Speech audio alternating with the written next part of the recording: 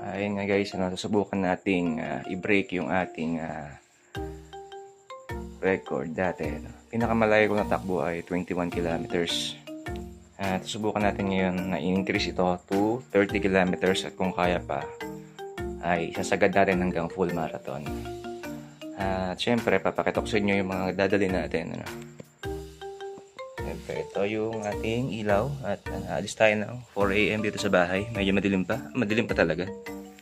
100 pesos pang refill natin ng tubig, GPS watch, pang support sa tuhod. Syempre, pag nagutom tayo, dapat may dala tayong saging, headset, cup, syempre medyas, dalawang 250 ml na lagay ng tubig, and then dalawang belt bag. Let's go!